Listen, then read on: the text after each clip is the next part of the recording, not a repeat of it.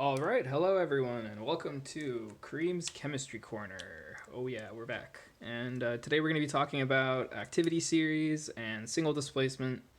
And so here I have these four problems that we're going to solve, and we're going to use the activity series to do that. Okay? So let's start with the first one. That is the reaction of lead and aluminum nitrate. So we want to know whether this reaction is actually going to happen, number one. And then number two, we want to know what the products are going to be if it does actually occur. All right, so let's look at the activity series, which I have over here on my overextended laptop. Okay. So what are the metals we're talking about? We're talking about lead and aluminum, right? So we have aluminum over here, and then we have lead down here. The rule of using this activity series is that a metal that is higher on the activity series will replace a metal that is lower if it is in a compound. Okay? So let's consider what that might mean. We already said that aluminum was higher than lead on the activity series, and so that means that aluminum can replace lead in a compound.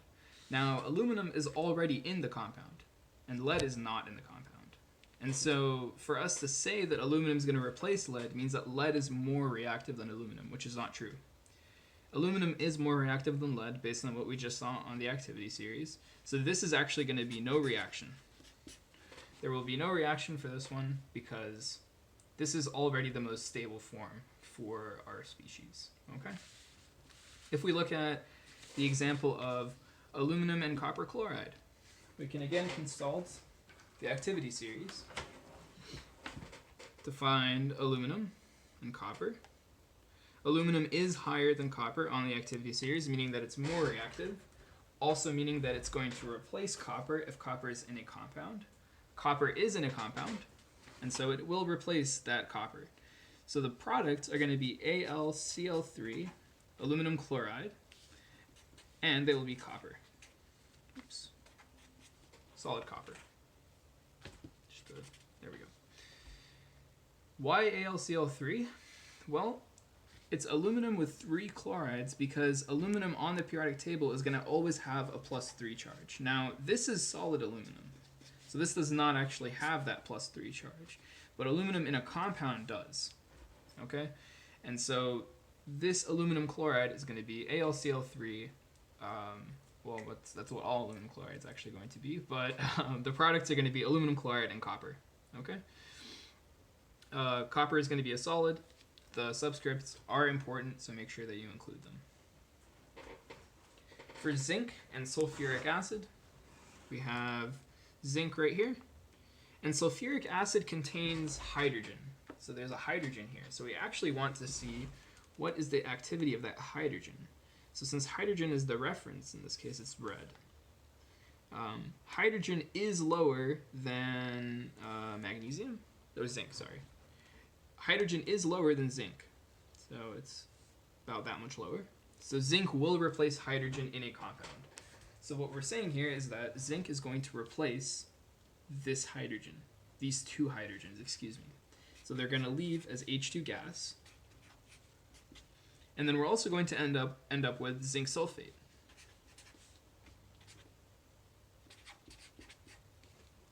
Zn2SO4. No. Just ZnSO4. Zinc has a +2 charge. SO4 minus has a -2 charge. Okay? Iron and copper sulfate. So let's do iron and copper sulfate. We have iron here, and then we have copper down here. So iron will replace copper. And because iron will replace copper, we end up with copper metal plus iron sulfate. Now I'm just going to assume that this is copper 2, and this is going to become iron 2. That's not something that you would necessarily need to know. The iron could take on many different oxidation states, but in this case I've just made that assumption because it's the easiest. In reality, on an exam you'll probably be told that. And so those are the products for this reaction. This is going to be a solid. This is going to be probably aqueous, but it could be insoluble as well. So check your solubility rules for that one. Or right, or potentially solid. Okay. And so that's single displacement or single replacement reactions using the activity series as a way for us to actually determine whether a reaction is going to happen, and also for us to determine what the products are. I hope you enjoyed. I'll see you next time.